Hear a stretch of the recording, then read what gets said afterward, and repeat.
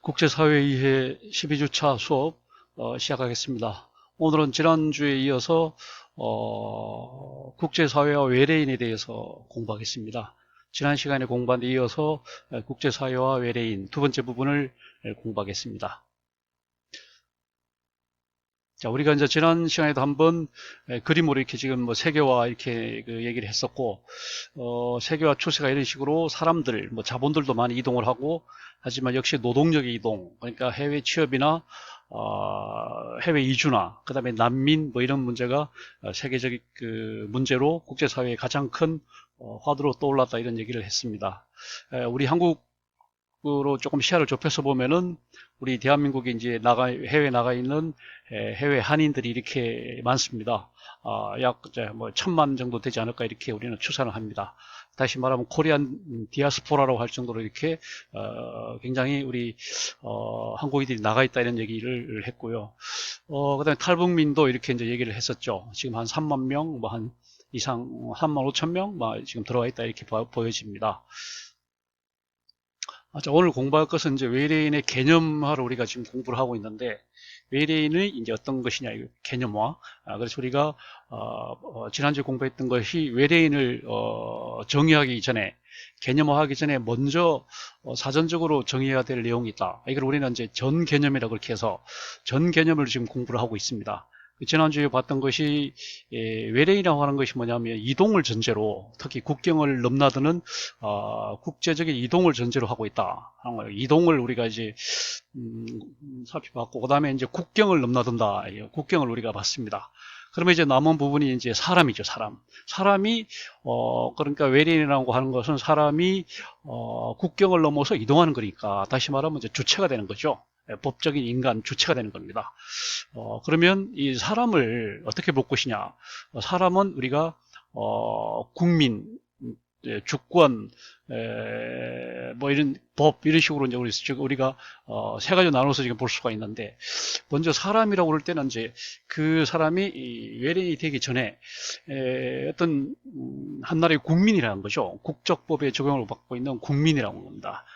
국민이라고 하는 것은 이제 영어로 people이다 이렇게 말할 수 있고, nationality 다시 말하면 국적을 가진 사람을 이제 국민이라고 그러고, 그리고 이게 이제 영미권, 그러니까 영미권에서는 이제 시민권이라고 합니다. 우리나라에서는 국적이란 말을 쓰고, 영국, 미국, 캐나다 뭐 이런 데서는 시민권, 영주권 이런 말을 쓰죠. 우리는 이제 국적법에 의해서 국적이라고 그러고 우리나라에서는 시민권 이런 얘기는 하지 않지만 그런 적용을 받는 것이 바로 이제 국민이다 이렇게 봅니다. 이 국민 조항이 이제 우리 헌법에 보면 제2조에 들어가 있고 그다음에 헌법 대한민국 민주공화국이다. 그게 제1조, 제2조 모든 권력은 국민으로부터 나온다. 이런 식으로 해서 헌법 제2조의 국민의 중요성이 분명히 이제 표현되어 있습니다. 그리고 헌법 제2장이 국민의 권리와 의무다 이렇게 해서 제10조부터 39조까지 대한민국 국민으로서 향유하게 될 권리와 그리고 의무에 대해서 규정을 해놓고 있습니다. 그리고 이 국민이 될 수 있는 것은 그냥 자유롭게 되는 것이 아니고 엄격한 법에 의해서만 국민이 되도록 되어 있습니다. 이것을 한마디로 국민 요건 법정주의라고 얘기를 합니다. 다시 말하면 국적법에서 얘기하는 그 내용을 충족시켜야지만이 그 사람이 국적을 가질 수가 있는 것이고 국적을 가져야만이 국민이 되는 것입니다. 아무나 국민이 되는 게 아닙니다. 그래서 이렇게 해서 국민이 될 경우에 그 국민은 마땅히 우리가 말하는 그 국민의 권리, 그 다음에 국민의 의무를 이제 향유하게 되는 것입니다. 이러한 국적을 취득하는 방법 어떻게 되냐? 국적법에 보면은 일단 출생입니다.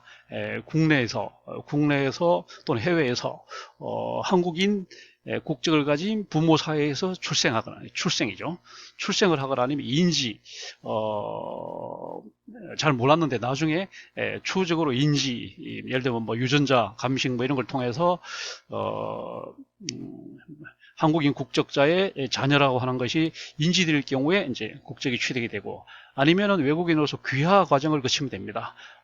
한국에 얼마 이상 체류를 하고 그 다음에 뭐 세금도 내고 국민의 그 의무에 준하는 그런 생활을 하고 이런 경우에 그 사람이 이제 귀화 신청을 합니다. 그러면 여러 절차를 거치고 심사를 하고 시험까지 보고 이렇게 해서 귀화를 승인하게 되면 그 사람은 취득을 하게 되는 겁니다. 국적을 취득하게 되는 겁니다. 그러니까 국적 취득 요건은 자연인으로서 출생과 그 다음에 친자로서 인지되고 아니면 귀화되거나 이 세 가지 조건을 갖추었을 때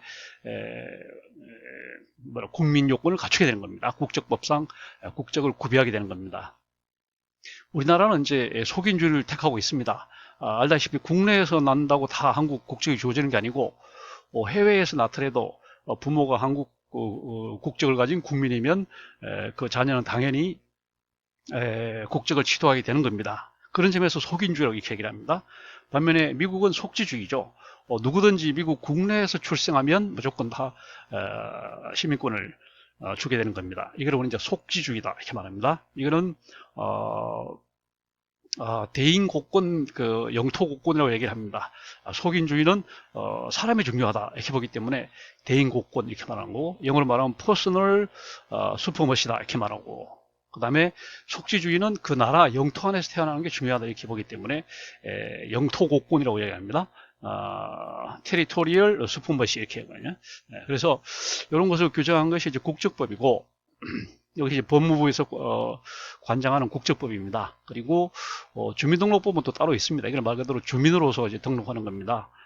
국적을 가진 경우 이제 주민등록을 하게 돼 있고, 그 다음에 외국인들이 이제 국내를 드나들 때 규율하기 위해서 출입국 관리법이라는 이 법이 있습니다. 이 법이 말 그대로 출입국, 출국과 입국, 특히 입국에 대해서 이제 까다롭게 규정을 하고 있습니다. 출국도 물론 규정을 하지만 출국은 에미그레이션은 별로 어렵지 않습니다. 국내로 들어오는 입국, 이미그레이션이 굉장히 엄하기 때문에 출입국 관리법이 이제 아주 예전에 제정이 돼서 출입국 절차나 뭐 이런 요건들 이런 것들을 이제 담고 있고, 그 안에 이제 예전에 난민 조항이 있었죠. 난민들에 대해서 조항이 있었는데 그 난민 조항에 대해서 이제 따로 독립을 시켜서 난민법이라고 하는 별도의 법을 제정을 한 겁니다.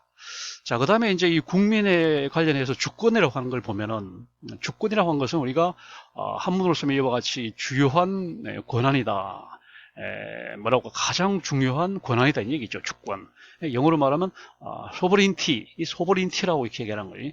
주권. 주권이 뭐냐? 이거는 주권은 다시 말하면 권리거든. 권리. 이제 우리가 말할 때 주권이라고 하는 것은 국가만이 갖는 고유한 권한을 주권이라고 합니다. 국내적으로 지금 나온 것처럼 치안권, 그 다음에 지금 나온 것처럼 국가조직권, 경제권 이런 국내적으로, 그 다음에 뭐 세금을 거둘 수 있는 과세권, 그 다음에 형사법상의 어떤 처벌을 가할 수 있는 형사법상 권한, 이런 것들이 이제 주권이거든요. 그리고 대외적으로도 한 나라가 행사할 수 있는 외교권, 그리고 자위권, 그 나라를 지킬 수 있는 자위권, 이런 것들을 이제 주권이라고 봅니다. 그러니까 주권이라고 하는 것은 한 나라가 그 나라 국민을 보호하기 위해서 행사할 수 있는 그 권한입니다. 이 주권은 오로지 국가에게만 있는 겁니다. 아무리 큰 대기업이라도, 대기업 아무리 크다고 해도 대기업이나 어떤 조직도 갖지 못하는 국가만이 갖는 권한이 바로 주권인 겁니다.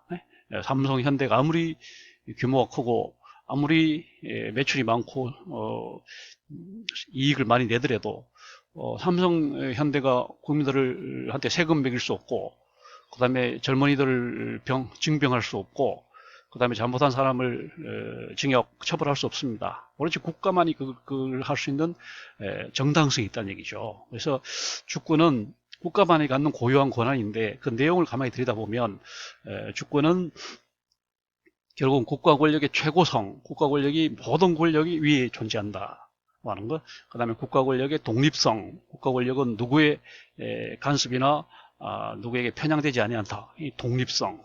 그 다음에 주권은 국가의 최고의 의사, 국가가 결정하는 거죠. 재난지원금을 준다 이렇게 하면 이제 그 재난지원금이 지급이 되는 거예요. 거기에 대해서 이의를 다를 수가 없는 이런 국가의 최고의사. 그 다음에 국가 권력, 국가의 통치할 수 있는 권리. 대통령이 당선이 되면 5년 동안 대통령으로서 모든 그 국군 통수권이나 국내 치안권이나 모든 권한을 위탁받게 되는 거잖아요. 국가 권력 또는 정치권, 통치권, 이게 바로 주권입니다. 그래서 이 주권은 대외적으로 볼 때는 외국에 대해서, 미국이나 일본에, 중국에 대해서 외교권을 행사합니다. 다시 말하면 외국에 나가 있는 우리 국내 주민들을, 국민들을 보호하는 거죠. 자위권, 우리나라를 지켜야 됩니다. 육해 공군을 유지하고 국군을 유지하고 국군 통수권을 가지고 외국의 침략으로부터 막아내고 또 더 적극적으로는 방어를, 그러니까 뭐랄까, 행동할 수 있는 것은 이제 자유권이라고 합니다. 이것도 이제 그 국민을 지키기 위한 거죠. 결국은 그냥 치안 유지권도 마찬가지.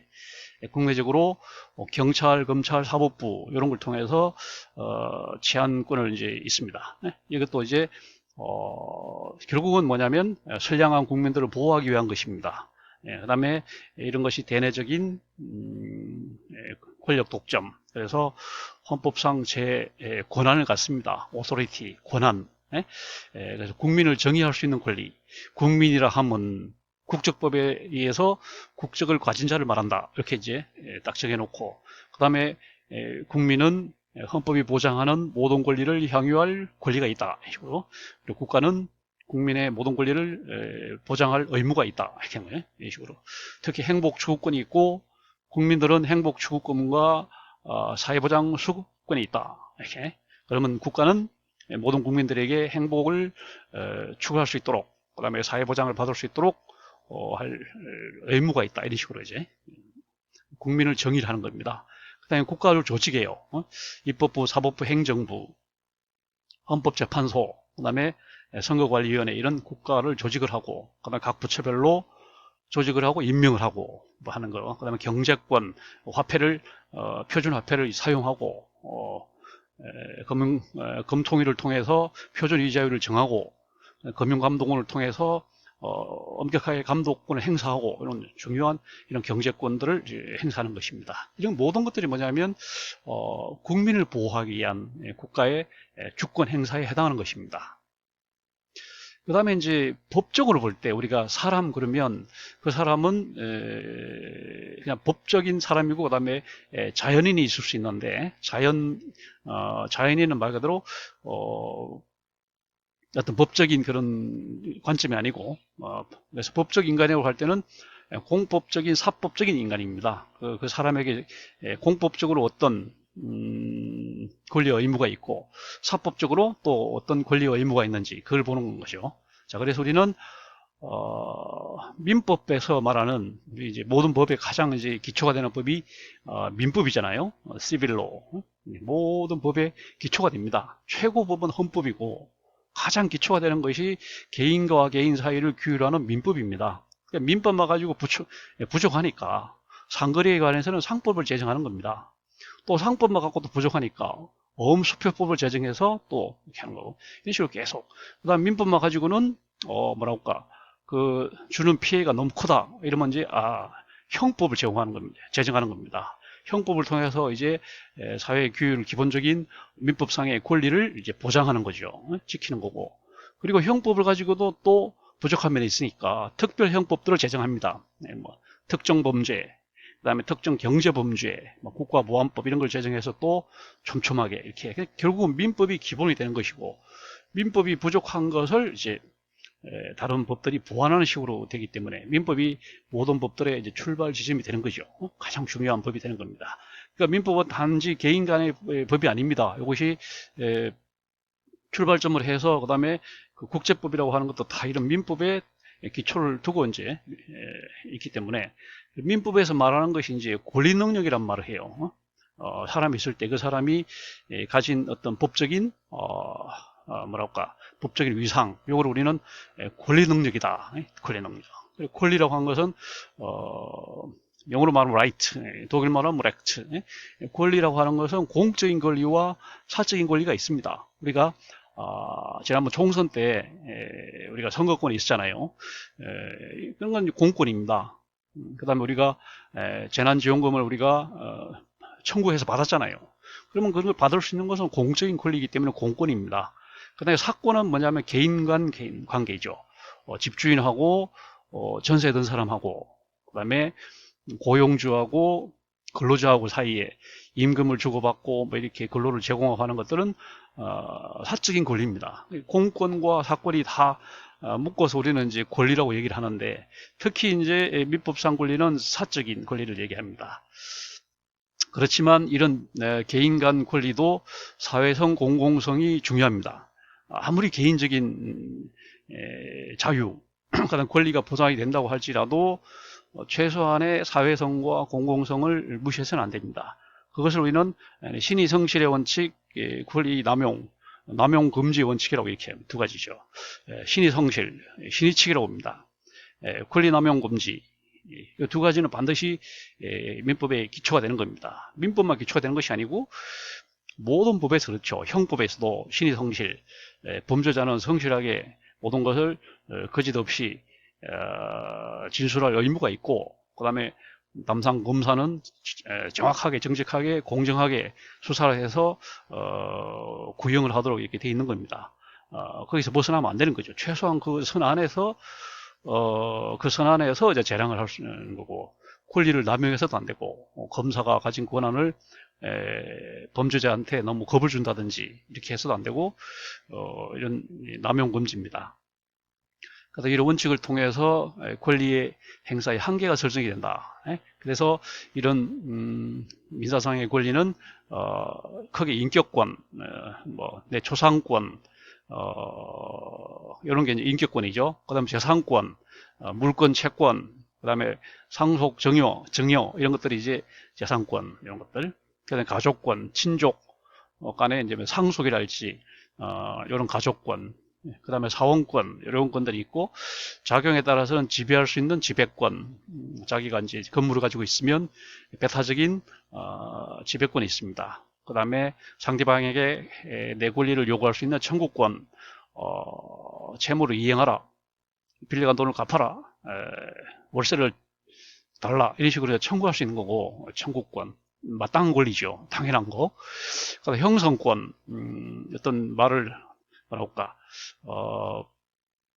부동산을 취득했을 때 등기를 해야 되잖아요. 등기를 하면 비로소 그것이 그 물건이 나한테 넘어오는 이런 식으로 그 형성권이죠. 그 다음에 동산을 취득할 경우에는 인도를 해야 됩니다. 귀금속을 산다. 그 다음에 도자기를 산다. 이러면 그게 실질적으로 나한테 인도될 때 그 권리가 나한테 오는 겁니다. 형성권, 항변권, 말 그대로 잘못됐을 경우에 이제 항변할 수 있는 권리가 마땅히 있는 거예요. 항변권. 그 다음에 주장할 수 있는 권리에 따라서 절대권, 상대권, 이전할 수 있는 일신 전속권, 비전속권, 뭐 자기의 인격에 대해서 내 이름, 나의 생년월일, 나의 혈액형, 이런 건 일신 전속권이고, 나의 얼굴 초상권 이런 것도 전속권이고, 그러나 내가 은행에 저축하고 있는 돈, 이거는 남한테 양도할 수 있는, 양도할 수 있는 거 비전속권, 네? 이런 식으로.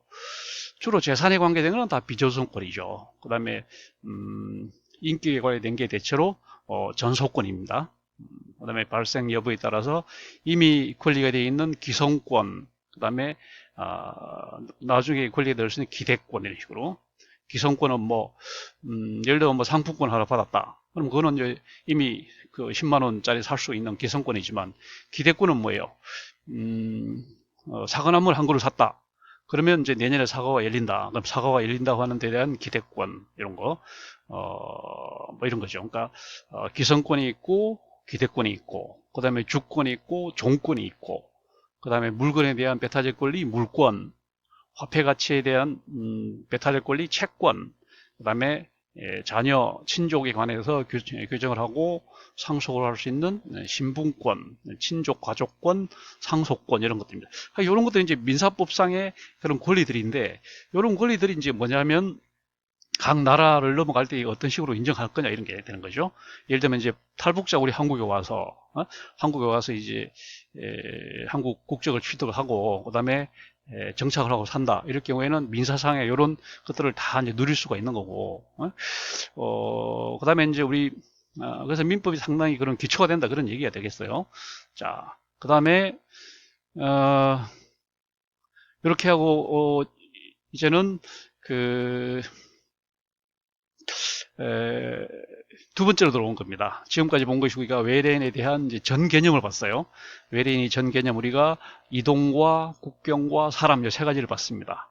그러면 우리가 볼 것이 본 개념입니다. 이제 진짜 외래인이 무엇인가 하는 거예요. 지금은 이제 외래인을 정의하기 전에 일단 이동이 있어야 한다, 국경을 넘어야 한다, 사람이 움직이는 것이다. 이렇게 이제 전 개념을 봤다면 이제 본 개념에 가서는 외래인이란 무엇인가 하는 외래인의 정의, 그 다음에 외래인을 어떤 식으로 나눌 수 있을까? 외래인의 범주, 외래인은 시기적으로 어떻게 변천되어 왔느냐? 다양성, 요것들을 이제 하나씩 나눠서 보도록 하겠습니다.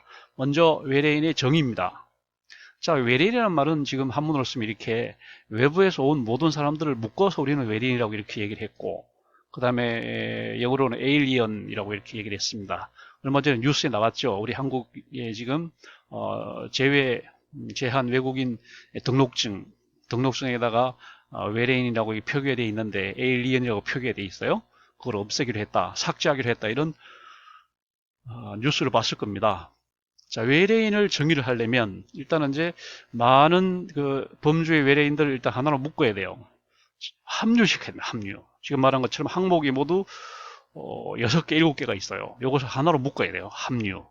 그래, 합류를 시켜서 하나로 정의를 해야 됩니다. 그래서 정의한 게 대한민국의 국경 밖에서 온 모든 사람들 이렇게 정의를 하면 6개 범주를 다 총괄할 수 있는 거죠. 총괄. 그래서 합류시킬 수 있다는 거예요. 합류. 모든 범주를 하나로 묶을 수 있다. 그 다음에 이 정의를 할 때는 이제 경계를 봐야 됩니다. 경계. 어디까지가 그러면 외래인이고, 어디까지는 국내인이고, 그럼 그걸 이제 경계가 있어 말이에요. 경계를 넘은. 그래서 이거는 경계는 뭐가 정하냐? 실정법이 정하는 겁니다. 법에서 정의하는, 법에 따라서 그냥 보는 거죠. 난민이라 함은 이렇게 딱 법에서 제2조에 항상 나오잖아요. 정의. 난민이라 함은 이렇게, 북한 일탈 주민이라 함은 이렇게 제2조에서 다 얘기를 하거든요. 거기 그 하면 거기에서 이제 경계가 정해져요. 북한 일탈 주민인 사람과 아닌 사람 사이에 경계가 딱 정해지는 거죠. 여기 정해진 사람들은 내포되어 있는 사람들이고, 그게 정해지지 않은 사람은 외연 바깥에 있는 사람들이죠. 내포와 외연 이런 식으로 경계, 정의라고 하는 말 자체가 경계를 걷는 겁니다. 맞는 사람과 안 맞는 사람, 를 선을 걷는 거죠. 어떤 선을 그어서 뭐랄까 경계를 설정하는 거, 그게 바로 정의란 말이에요. 정의. 그래서 외래인, 지금 말한 것처럼 aliens다 이렇게 말할 수 있고, 다시 말하면 foreign born population, 외국에서 태어난 사람들은, 외국에서 태어난 인구, 이렇게 정의할 수 있고, foreign comers, 외국에서 온 사람들, foreign comers 이렇게 쓸 수 있고, 여러 가지로 쓸 수 있어요. 아무튼 대한민국 국경 밖에서 온 모든 사람들이다 이렇게 이제 일단 통칭을 하고요. 범주 한번 이제 나눠봐야 되겠다. 자, 보면 지금 한국에 들어있는 외래인을 크게 나눠보면 지금 이 가나다 순으로 귀국 교포, 난민, 다문화인, 북한 이탈 주민, 외국인 근로자, 제한 외국인 이렇게 해서 6개로 나누었습니다. 가나다 순으로 이렇게 해서. 그래서 범주화에는 범주, 카테고리, 범주로 하는 것이 이제 쪼개는 거죠. 아까 이 합류랑 합치는 거고, 범주라는 거는 쪼개는 겁니다. 아까는 이제 모든 이런 외래인들을 합쳐갖고 정의를 했죠. 정의를 했으면 이제는 범주 이제 쪼개보자. 다시 한번 쪼개보자. 그러면 쪼개는 기준은 어떤 경계선을 그어야 되고 어떤 기준이 있을 때 쪼갤 수 있는 겁니다. 그래서 A 범주와 B 범주는 일단 차이점이 있어야 돼요. 이것이 분명히 다르다는 거, 분명히 차이점이 있어야 돼요. 그러면서 또 공통점도 없지는 않아요. 반드시 공통점이 있을 필요는 없지만 공통점도 없지는 않으면서 차이점이 분명한 것을 이제 범주로 나누는 거죠. 자, 그래서 우리는 정의를 해보자. 이거는 주로 이제 법에 따라서 한번 실정법에 따라서 정의를 해보자. 디피니션 해보자. 경계를 그어서 보자. 경계를 그어보자고 하는 거죠. 자, 어떤 사람이 귀국 교포고 어떤 사람이 아닌가. 누가 난민이고 누가 난민 신청자고 누구는 전혀 난민이 아닌가, 이런 거. 누구는 다문화인이고, 어떤 사람이 아닌가. 누가 북한 이탈 주민인가. 어떤 사람은 또 아닌가. 예, 북한 이탈 주민과 탈북자는 그냥 같은 거냐, 다른 거냐. 예? 탈북자는 말 그대로 북한을 떠난 사람들. 아직 국내에 안 들어오고 중국에, 그 다음에 동남아에 이렇게 겉도는 사람들. 이 사람들은 그냥 탈북자입니다. 이 사람들이 이제 국내에 들어와서 하나원에서 교육을 받고 적응 교육을 받고 이제 정착했을 때 그 사람들을 이제 드디어 북한 이탈 주민이라 이렇게 얘기하는 겁니다. 주민등록도 하고 이렇게 북한 이탈 주민.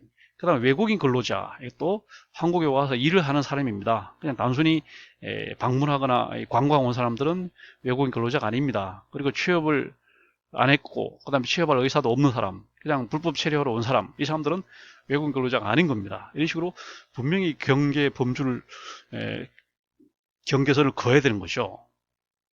그 다음에 이제 제한 외국인은 그냥 한국에 들어와 있는 외국인은 다 이제 제한 외국인에 해당이 됩니다. 예? 불법 체류자들, 합법 체류자 다 해당이 돼요. 예? 그러나 여기 말하는 귀국 교포, 난민, 다문화인, 북한 이탈 주민, 외국인 근로자는 이제 다 합법 체류자죠. 그러나 불법 체류자가 상당수 있고 그냥 단기 체류자가 많아요. 그래서 제한 외국인은 주로 단기 체류자를 많이 지칭을 합니다. 하나씩 한번 실정법에서 보도록 하겠습니다.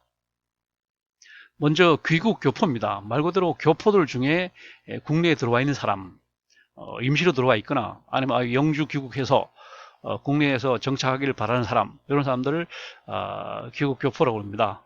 사할린에서 일부 들어왔고, 그 다음에 연변 지역, 북한, 중국 연변 지역에서 일부가 또 들어왔고, 또 카자흐스탄이나 이런 또 중앙아시아 쪽에서도 일부 들어온 사람이 있고, 또 들어오기를 희망하는 사람들이 적지 않습니다. 특히 이제 우리나라가 남북 통일될 경우에 아마 상당수의 귀국 교포가 들어오지 않을까.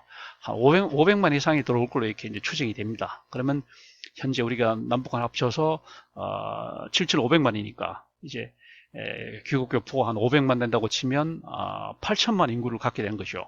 굉장히 인구가 많습니다. 그래서 거의 뭐 독립적인 내수시장을 운영할 수 있을 정도로 인구가 대국이 되기 때문에 지금 5천만으로 너무 어정쩡하죠. 그리고 북한을 합치면 이제 7,500만 정도 되면 거의 독립적인 내수시장이 가능한 그런 수준이 되는 거죠. 그래서 귀국 교포가 굉장히 숫자도 많고 전 세계적으로 가장 많이 널리 흩어져 있는 민족 중에 우리 민족이 하나입니다. 중국의 한족들 그리고 유태인들이 전 세계에 많이 흩어져 있지만 어떻게 보면 우리 한국이 더 넓게 분포해 있습니다. 유태인들은 주로 서양 쪽에 유럽하고 미국 구미 쪽에 이제 있다고 그러면 화교들은 주로 이제 동남아 이쪽이고 근데 우리 한민족은 전 세계에 다 사하라 아프리카까지 그냥 전 남미까지 그냥 어디든 가 있지 않은 곳이 없는 그래서 우리는 한민족 디아스포라라는 얘기를 하는 거죠. 말을 귀국교포가 굉장히 많고 앞으로 사회 문제가 될 수 있습니다. 그래서 이제 정부에서도 이런 법을 정했고요. 그래서 귀국교포 법에서 다시 말하면 재동포의 출입국과 법적 지위에 관한 법률이 있습니다. 그게 제2조에서 귀국교포를 뭐라고 정의하냐. 대한민국의 국민으로서 외국의 영주권을 이미 취득한 자 또는 영주할 목적으로 외국에 거주하지만 국내에 들어온 자 이런 식으로 정의를 해놨죠. 조금 명쾌하지 않고 약간 애매하게 이렇게 돼 있습니다. 그래서 이제 이런 사람들을 우리가 항상 언제까지 외면할 수도 없고 그렇다고 다 받아들일 수도 없는 그런 상황이 있습니다. 특히 이제 이 법을 제정한 거는 다른 것도 있지만 국내에 투자하고 싶어하는 그 교포들이 있어요. 그냥, 주로 특히 뭐 미국이나 이런 쪽에 캐나다나 이런 쪽에 이제 주로 미국 쪽에 이민을 가서 이제 어느 정도 재산을 축적하고 해서 국내에다가 투자를 하고 싶어하는 그런 사람들 이런 사람들을 이제 차별해서는 안 되니까 최소한 차별은 못하고 이 사람들이 마음 놓고 투자할 수 있도록 이런 여건을 만들어주자 하는 것이 본래 취지가 거기 있는 겁니다. 그래서 좀 더 이제 제외 한인 동포 재단 이런 재단이 있으니까 그런 재단들 중심으로 해서 우리 교육교포를 좀 더 이제 잘 포용을 하고 하는 그런 정책을 모색을 해야 될 겁니다. 그 다음에 이제 두 번째 항목이 이제 난민은 여러 번 지난번에 얘기했습니다만은 한문으로 쓰면 이렇게 난민, 어려움에 처한 사람들입니다. 어려움에 처한 사람들 이렇게 번역을 합니다. 그래서 영어로 하면 refugee, 억양이 뒤로 갑니다. refugee 이렇게 해서 반면에 refugee, 억양이 앞으로 가는 refugee 그러면 이거는 피난가다, 도망가다, 해외로 도피하다, 뭐 refugee 그러면 도피하다라는 동사가 되는 거고 뒤에다 이를 하나 더 붙이면 refugee 되면 이거는 난민이나 refugee. 자, 난민은 이제 난민법에서 제정을 하고 있습니다. 아까 규정을 하고 있습니다. 난민법 아까 얘기했듯이 출입국 관리법에 있던 난민 조항들을 다 빼서 별도로 난민법을 제정을 했습니다. 그래서 형식상 우리도 이제는 난민법을 가진 나라가 됐어요. 그동안에는 주로 난민들을 굉장히 뭐랄까 난민에 대해서 배타적인 그런 나라였는데 그나마 그래도 난민법을 제정을 해서 그나마 이제 구색은 갖추게 됐다. 그러나 실질적으로 그 내용이 들어가 보면 상당히 이제 문제점이 많습니다. 앞으로 좀 더 전향적으로 이게 바꿔서 이렇게 나가야 되겠죠. 난민들은 무조건 받아서도 안 될 것이고 그렇다고 또 너무 배타적으로 지금처럼 이렇게 해서는 대한민국 국가 위상에 걸맞는 정도의 난민 정책을 구사를 해야 되는 거죠. 독일처럼 너무 너그럽게 관용을 베풀어서도 안 되고 미국 트럼프처럼 너무 이렇게 배타적으로 이렇게 나와서도 안 될 겁니다. 대한민국 이상에 걸맞는 정도 보다 전향적인 정도로 우리가 나아가야 된다 이렇게 봅니다. 이거 좀 정의가 좀 길어요. 보면 이건 주로 이제 난민은 정치적인 이유입니다. 주로. 그 다음에 지난번에 얘기했지만 이주민은 이제 경제적 이유잖아요. 이주민은 경제적 이유고 난민은 정치적인 이유입니다. 그래서 주로 인종, 종교, 국적, 특정 사회 집단의 구성원이 신분 또는 정치적 견해의 이유로 박해를 받을 수 있다고 충분한 근거가 있는 공포로 인하여 본 국적국의 보호를 받을 수 없거나 보호받기를 원하지 않아하는 외국인 또는 그러한 공포로 인하여 대한민국에 입국하기 전에 거주한 국가로 돌아갈 수 없거나 돌아가기를 원하지 아니하는 무국적자인 외국인 이렇게 좀 길게 정의를 하고 있어요. 그래서 여기서 보면 이제 일단은 여러 가지 조건이 있습니다. 일단 국적이 없어야 되는 거고 그 다음에 그 나라로 강제 송환을 거부하는 나는 그 나라로 돌아가지 않겠다. 강제 송환을 거부하는 그런 사람들인 거죠. 그리고 그 사유가 완전히 정치적인 예를 들면 종교적인 어떤 탄압, 박해 뭐 이런 게 분명해야 된다는 거예요. 그래야 난민으로 인정을 받을 수 있는 거죠. 그 법무부에서 난민 인정 신청을 하면 법무부에서 심사를 해서 난민 이렇게 인정을 받아야 돼요. 그래야 난민이 되는 거고 물론 인정을 받기 전에 있는 사람들을 난민 신청자 이렇게 말한 거죠. 난민 신청자. 그 전에 이제 있는 사람이 임시 체류자. 임시 체류자로 일단 들어가서 난민 인정 신청을 하고 그 다음에 난민 인정을 받고 최소한 이런 3단계는 거치게 되는 거예요. 3단계. 굉장히 엄한 절차를 적용하고 있습니다. 이게 우리나라만 그런 것이 아니고 전 세계 추세가 그렇습니다. 만약에 난민을 무조건 받는다 이렇게 되면 어떻게 되겠습니까? 전 세계가 아주 무정부 상태처럼 막 난민들이 엄청나게 쇄도하지 않겠습니까? 지금 유럽이 굉장히 저렇게 이제 그나마 개방적이고 배타적인 이제 개방적이고 그런 관용을 베푸는 그런 유럽에서조차 특히 프랑스나 이런 나라들은 굉장히 그 난민에 대해서 이렇게 우호적이었는데 막 갑자기 밀려드니까 감당이 안 되니까 막 유럽에서 지금 지난번에 지노포비아 외국인 공포증, 난민 공포증이 생겨가지고 독일을 빼고는 다 지금 배타적으로 난민을 대하고 있는 상황이죠. 그래서 어쨌거나 난민을 이렇게 인정을 하는 것은 뭐랄까 표준화되던 절차를 구비를 해야 돼요. 그래서 누구나 이 나라에 가면 난민으로 인정을 받을 수 있겠다 없겠다 대략 그 예측 가능해야 된다는 거죠. 그래야 그 난민이 최소한의 인권은 누릴 수가 있는 것이죠. 그냥 막인이 들어왔다가 난민으로 인정을 못 받고 계속 전 세계를 떠돌 수 있단 말이에요. 그러면 굉장한 국제적인 어떤 불안정 이런 것도 문제가 되고 또 인권도 문제가 되고 이렇기 때문에 하여튼 이런 난민에 대한 표준 절차를 이제 인정을 해야 되고 우리나라는 뭐 통계적으로 볼 때 난민에 대해서 굉장히 배타적인 것은 사실입니다. 난민을 받아들이는 그 숫자가 너무 적어요. 물론 일본도 그렇고 미국도 뭐 굉장히 까다롭습니다. 독일이 좀 너그럽게 많이 받아들이고 그나마 유럽 제국들이 그나마 미국보다는 좀 더 개방적이죠. 한국은 굉장히 배타적입니다. 그래서 좀 더 전향적인 자세가 필요합니다. 무작정 이렇게 받을 건 아니고, 그렇더라도 최소한 대한민국 국가위상에 걸맞는 그 정도는 해야 되지 않느냐, 뭐 그런 생각이죠. 세 번째는 다문화 가족이라 이렇게 돼 있습니다. 법에서는 다문화 가족 지원법이라는 법이 있어서 여기서 보면 다문화 가족이라 하면 이렇게 말하는 거죠. 결혼 이민자와 그다음에 국적을 취득한 자로 이루어진 가족 또는 귀화 허가를 받은 자 이런 식으로 규정을 하고 있어요. 그러니까 이제 결혼 이민해요, 뭐 이제 국적을 주니까 아니면 그 귀화를 일단 뭐 난민으로 들어와서 그러니까 난민 신청을 했다가 난민의 인정을 받고 그 다음에 정착했다가 귀화 뭐 이런 식으로 귀화되는 이런 경우 절차를 거치면 다문화 가족을 이루게 되는 겁니다.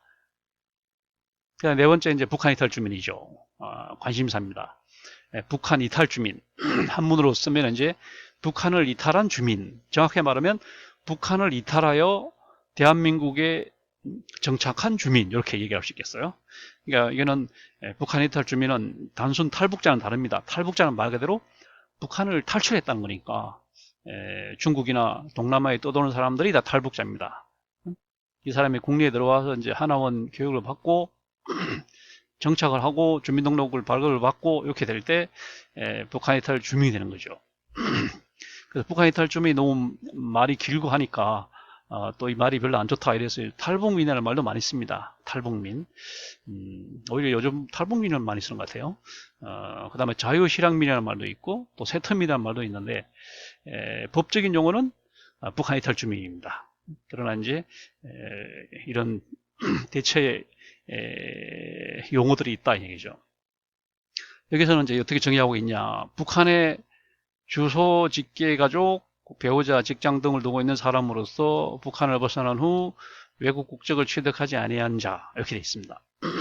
그리고 플러스 국내에 들어와서 하나원 등 국내 적응 교육 과정을 이수한 자 이런 식으로 정의를 더 분명히 할 수 있을 겁니다.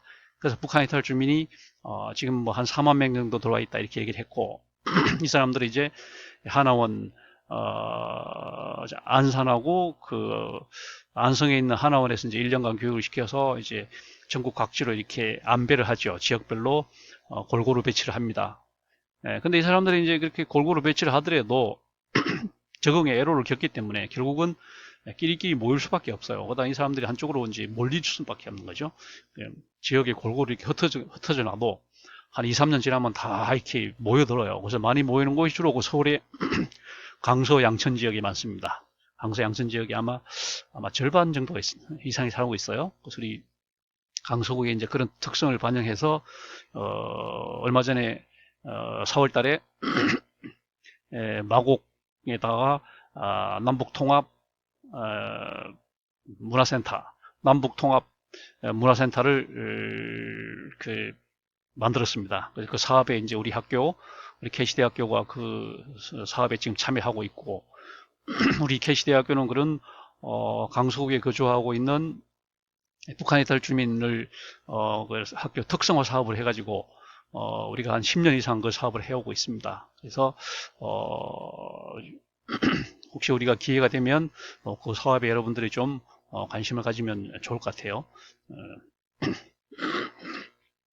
그래서 다섯 번째 이제 외국인 근로자입니다. 이게 이제 외국인 근로자의 고용 등에 관한 법률입니다. 이거는 이제 주관부서가 법무부가 아니고 이제 고용노동부입니다. 북한 이탈 주민의 주무부서는 당연히 통일부죠. 당연히 통일부고요. 그 다음에 아까 말했던 난민의 주무부서는 당연히 법무부죠. 다문화는 행정안전부 이렇게 된 거죠. 귀국교포도 이거는 외교부 이런 식으로 이제 각 주무부서가 조금씩 다릅니다. 자 지금 그래서 북한 이탈 주민 얘기를 했고 그다음 외국인 근로자 국내에 소재하고 있는 사업 또는 사업장에서 임금을 목적으로 근로를 제공하고 있거나 제공하려는 사람 쉽게 말하면 어떤 고용 허가를 분명히 받아야 되는 겁니다. 그렇지 않으면 불법 체류가 되는 거고 그 기간을 명시하고 있기 때문에 그 기간이 지나면 또 불법 체류가 되는 것이고 그렇습니다. 그래서 우리 지금 현재 국내에는 외국인 근로자가 뭐 한 100만 명 이상 들어와 있는 걸로 추산이 됩니다. 100만 명, 150만 명 이상 된다고 봐야 돼요. 그렇습니다. 그 다음에 제한 외국인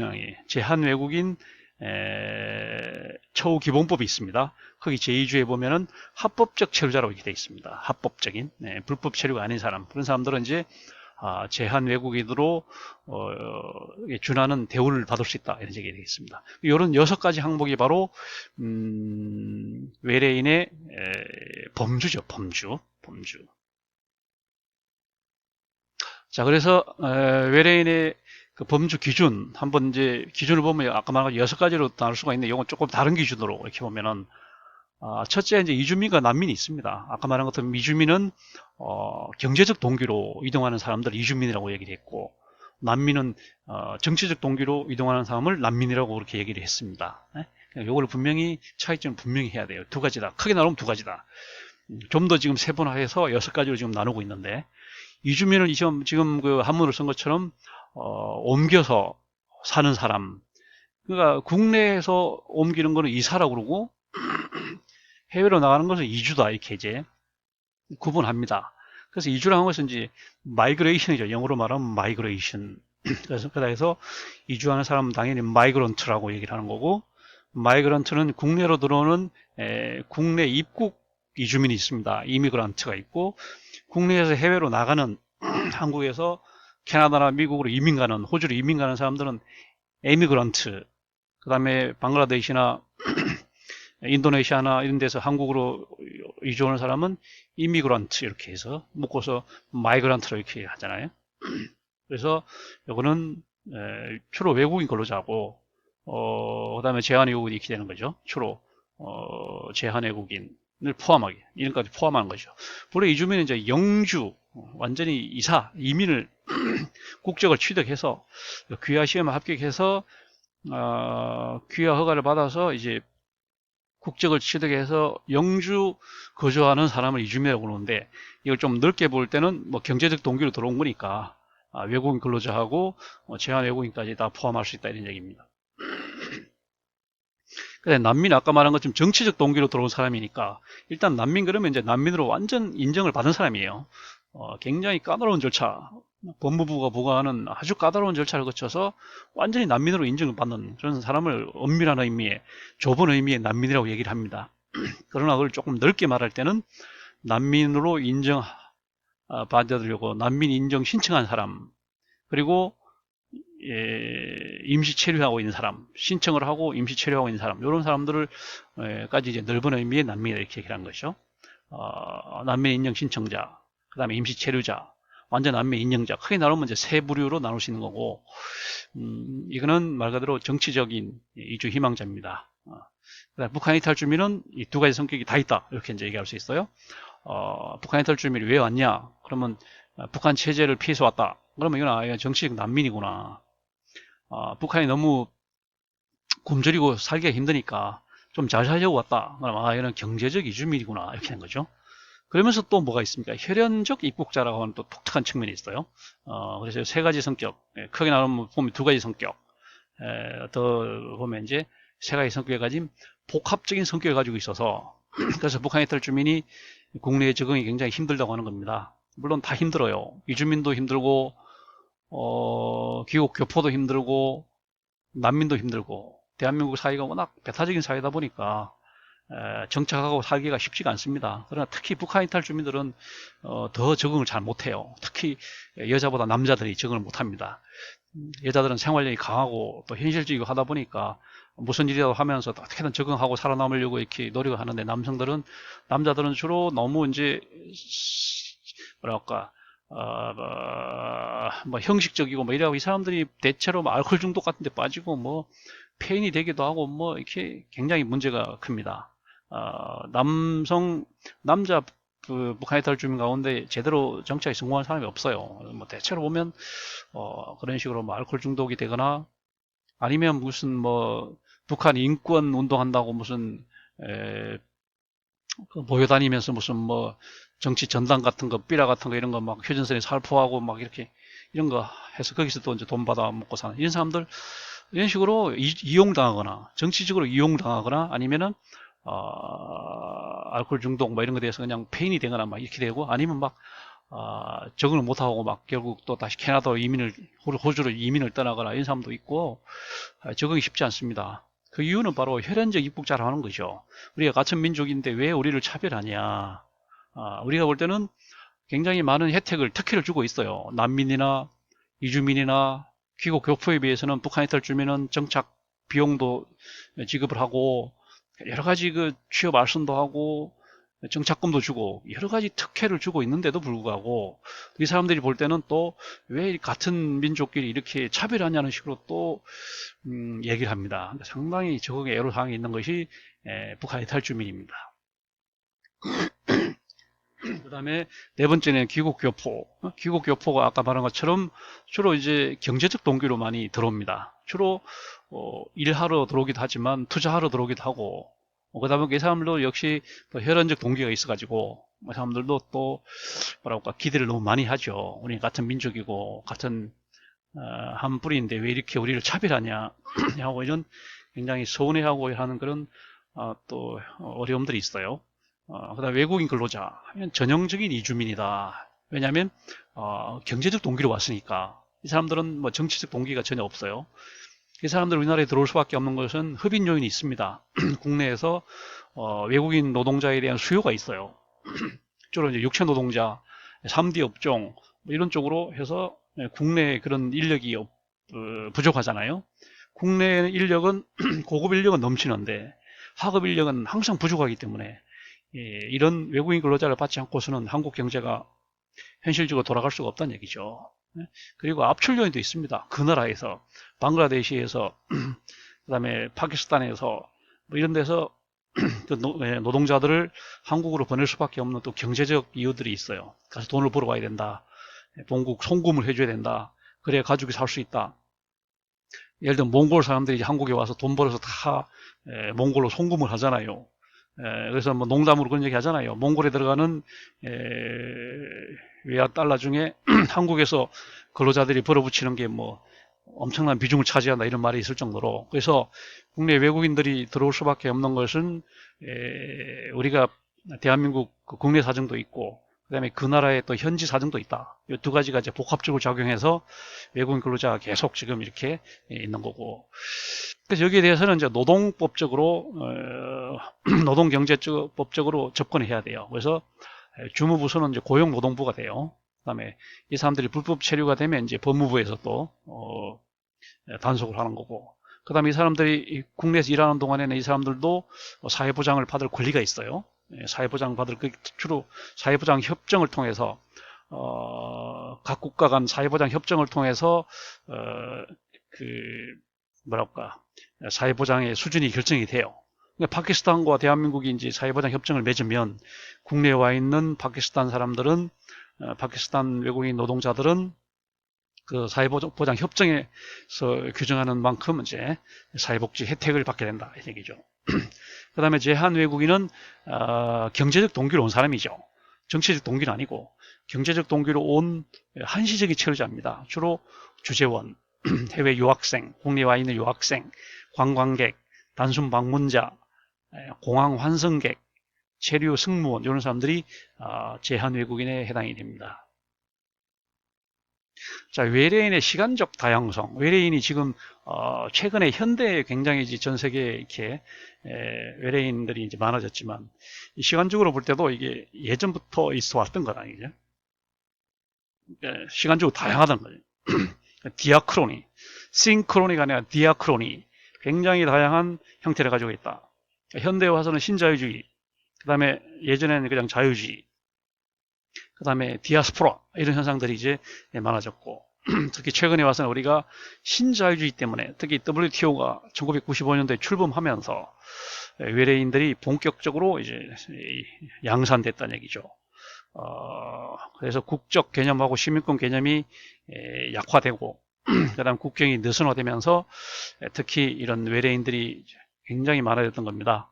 그렇다가 최근에 와서는 또 막 보호주의, 뭐랄까 보호무역 이런 쪽으로 해서 미국, 중국 사이에 막 무역 전쟁 이런 거 해갖고 뭐 트럼프가 아주 또 배타적인 또 난민들 때문에 유럽 제국들이 지노포비아 이런데 막 이런 현상으로 해갖고 최근에 와서 또 좀 경색이 되고 있지만 어쨌거나 이제 WTO가 출범이 되면서 자유무역주의가 되면서 외래인이 늘어나는 것을 막을 수가 없다.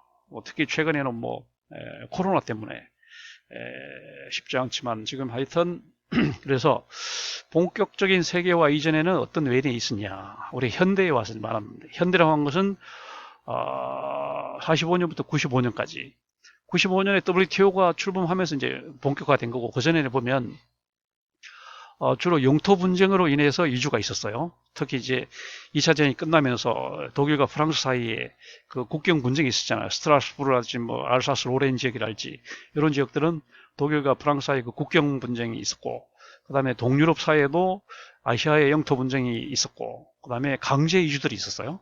강제 이주. 우리 뭐 옛날 소련 때 우리 연해주에 살던 사람들 중앙아시아로 강제 이주시키고 뭐 이런 것들이 있었잖아요. 그 다음에 구소련이 해체되면서 이제 이동이 많아졌다.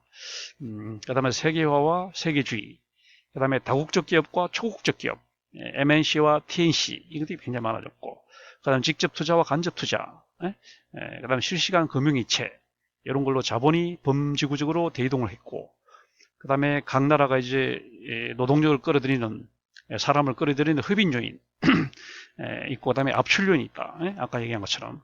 그래서 노동력도 이제 임시적으로 일시적으로 이동하는 해외 취업 형태 아니면 영구적으로 이동하는 해외 이주 형태 이 두 가지 형태로 해서 경제적 이동이 굉장히 많아졌다. 보편화됐다. 그 다음에 처음에는 우리가 IMF 가츠 브레튼 우즈 체제라고 해서 IMF 가트에서 시작이 됐지만 여러 라운드, 우루과이 라운드, 여러 라운드를 거쳐서 드디어 이제 WTO가 출범이 돼서 이제 가트는 없어지고 보호무역주의 잔지 가트는 해체되고 자유무역 시대가 열렸다. WTO가 열렸다. 그리고 양자간 이동 자유화 조약이 많아졌다. 여기 FTA라고 해서 Free Trade Agreement, 양자간 이동 자유화 조약이 많아졌고 또 다자간 조약, Free Trade Area 이것도 FTA죠. Free Trade Area 이런 자유무역주의가 급속하게 확산되고 있다.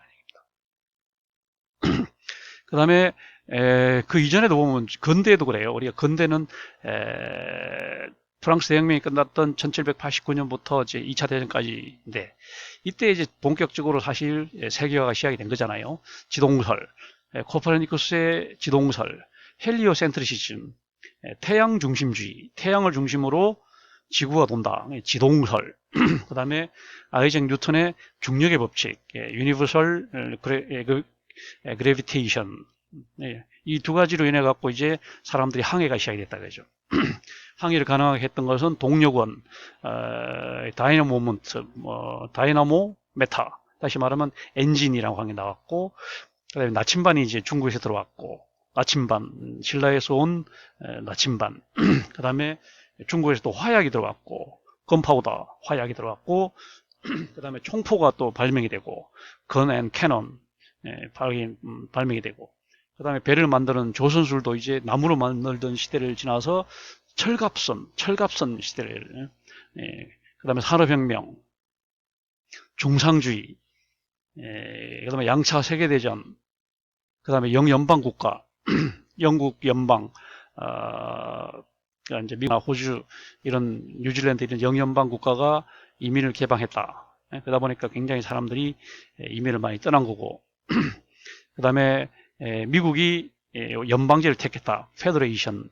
그 다음에 합중국이다. 유나이티. 그래서 USA가 됐다.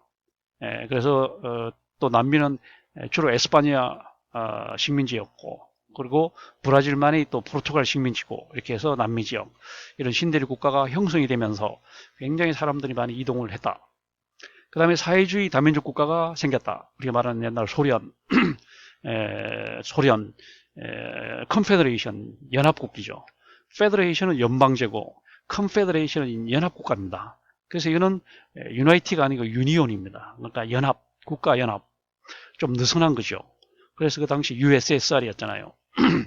유니온 오브 소셜리스트 소비에트 리퍼블릭스, 그러니까 말 그대로 사회주의 소비에트 공화국 연합이지. 유니언이니까 연합이죠. 그러니까 유니언은 유나이티보다는 조금 느슨한 거죠. 그리고 유나이티는 또 단일 국가, 유니파이드, 단일 국가보다는 또 좀 더 느슨한 거고, 이런 식으로 해서 그게 해체되면서, 그 소련이 해체되면서 독립국가 연합이 됐어요. Commonwealth of Independent States, 이런 식으로 연합이 됐습니다. 그 다음에 이제 다민족 합병국가가 등장했습니다. 이게 바로 중국이죠. 중화인민공화국이라는 나라가 한족을 중심으로 해서 정말 많은 소수민족으로 만들어진 국가가 중화인민공화국입니다. 이 나라는 미국과 같은 연방제 이민국가가 아니라 다양한 민족들을 하나로 억압적으로 이제 한족은 얼마 되지 않지만 사실은 한족은 한 20%밖에 안 되지만 다 자기들이 한족이라고 자처를 하면서 왜냐 한족이 아니면 너무 차별을 받으니까 한족을 중심으로 해서 이민족들을 억압하는 형태 그런 다민족 합병 국가가 등장하고 강제 이주 현상이 많았던 거죠. 이게 이제 중세 때도 사실은 서로마 제국이 멸망하고 프랑스 대혁명 시기까지 그 시기를 보면 이제 우리가 알다시피 아메리카 합중국이 등장했어요. 미국은 다인종 국가다, 다민족 국가다, 연방제 국가다, 이주민 국가다. 원주민도 있었지만 이주민 국가가 이제 지구상 최초로 등장한 그게 바로 미 합중국이죠. 그 다음에 노르만 대이동이 있었어요. 게르만 이동, 노르만 대이동이 있었어요. 이들이 이제 문화 파괴주의, 반달리즘이 있었고, 그 다음에 유목민들이 대이동을 많이 했죠. 투르크와 훈족, 그 다음에 핀족, 아메리카 인디언, 몽골리안 이 사람들이 유목민들이 계속 이제 유라시아 대륙, 그 다음에 베링해를 거쳐서 아메리카까지 진출하는 그런 게 있었고, 그 다음에 터키인들이 투르크가 계속 유목 생활을 하다가 현재 터키 지역에 자리 잡았죠. 정착을 했습니다. 그러면서 동로마 제국을 멸망시키고 오늘날 터키 공화국 형태 터키를 이제 만들어 놓은 거죠. 고대 때도 이동을 했다. 그때 알다시피 로마 제국 때 로마에서 시작해서 도시국가인 로마에서 시작해서 이탈리아로, 에스파냐로, 그 다음에 갈리아, 이게 프랑스죠. 갈리아로, 그 다음에 독일 게르마니아로, 영국 브리타니아로 이렇게 해서 대로마 제국을 건설했다. 그러나 훈족이 이동했다. 훈족, 흉노족, 헝가리가 이동을 해서 그리고 훈족에 쫓겨서 게르만도 남부로 이동했다. 그 중부 유럽으로 브리타니아로 이동하면서 드디어 서로마 제국이 멸망했다. 그러면서 신성 로마 제국이 열렸다. 신성 로마 제국. 그리고 아리안족이 또 유럽에서만 살다가 아리안족이 코카소스를 넘어서 알프스 히말라야를 거쳐서 북인도로 와서 오늘날 인도, 파키스탄, 방글라데시, 이란, 아프간 요 지역에 이제 아리안족이 정착을 했다. 그래서 고대에도 이렇게 외래인들이 대이동을 많이 했다는 거죠. 원시 시대 때는 그걸 없었냐? 원시 시대 때도 사람들이 많이 이동을 했어. 이거는 우리가 이미 공부했던 것처럼 아프리카로부터 세계 각지로 인류들이 대이동을 했다는 거죠. 지난번에 보여준 지도처럼 본래 이 오스트랄로피테쿠스라고 하는 우리 아주 고생대 그런 인류가 사람들이 이렇게 이제 이동을 해서 전 세계로 퍼져갔잖아요. 그러니까 따뜻한 지방에 살던 사람들이 이제 유럽으로 가면서 이 사람들은 추위에 적응하려다 보니까 키도 커지고 코도 커지고 그 다음에 이쪽 몽골 쪽으로 간 사람은 키도 커지고 광대뼈가 커지고 이 사람들이 이제 아메리카 인디아까지 간 거고, 반면에 이 남쪽으로 인도양이나 동남아 쪽으로 이동한 사람들은 아프리카 사람 그대로 체구도 작고 코도 들창코고 이런 식으로 해서 이렇게 해서 이제 한반도에서 몽골리안과 남방계가 만나서 이제 오늘 한민족의 기원이 됐다. 지금 이런 얘기를 했었잖아요. 이런 걸 볼 때는 외래인이라고 하는 것은 이제 최근에 와서 굉장히